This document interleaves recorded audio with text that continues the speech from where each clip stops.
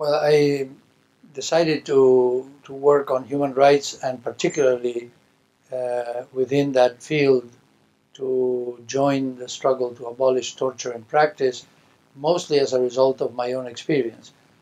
First, I had professional experience as a lawyer trying to stop the torture that was being inflicted on clients um, in my early days as a lawyer, because torture was very rampant in Argentina. By my fifth year practicing law, I had the misfortune of running the same fate as my clients, because I was arrested in 1975 and very severely tortured with electricity. Um, and then after a few days, when I arrived at a penitentiary that held many other political prisoners, I found out that just about everybody who was in my prison had suffered more or less the same treatment, in some cases more violently and more severely than in my case.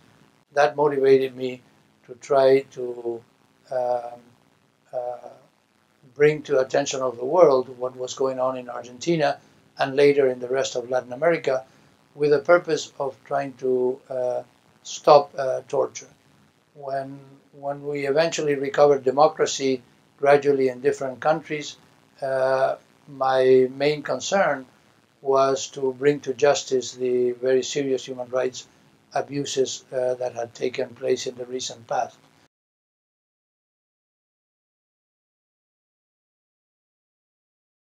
Well, I think most people believe that torture is something that will never happen to them because they're never going to be in trouble with the law.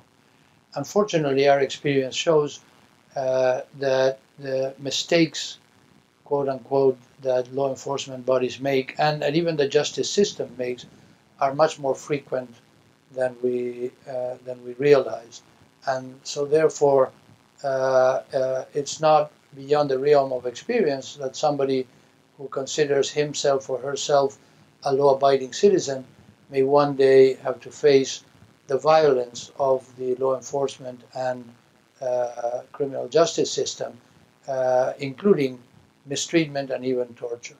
If we are concerned and we are worried about living in a violence-free world where we can walk to school, um, be secure when we're using public transportation, be free from the violence of criminality, we should also be concerned about how we fight crime. We should all worry about torture because torture creates conditions for more criminality and is a very inefficient and counterproductive way of fighting crime.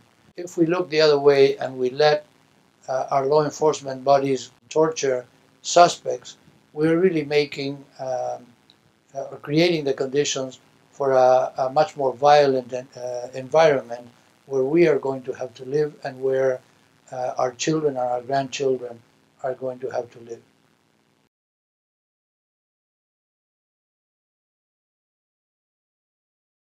This date should remind us that the struggle against torture unfortunately needs to continue.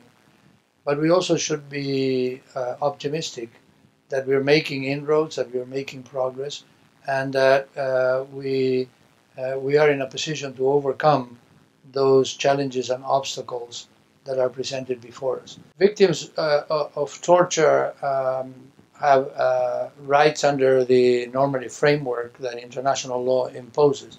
Particularly, they have the right to have an effective remedy against torture and reparations for the pain and suffering endured.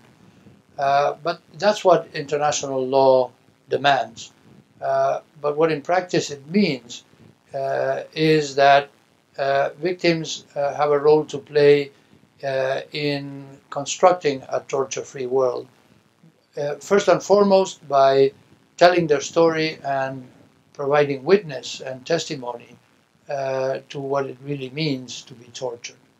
I think we are all in agreement, certainly, that torture is immoral and illegal, but it only resonates with us when we put a human face to the torture and to the pain and suffering that is inflicted through torture.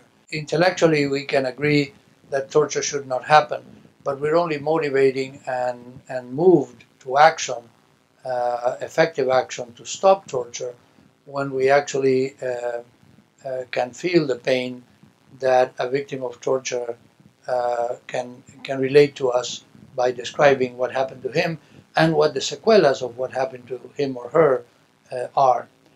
But in addition to telling their stories, I think victims and survivors of torture play a large role, or should play a large role, in the prevention of torture for others. And the state needs to facilitate their participation in the investigation, prosecution, and punishment of torture.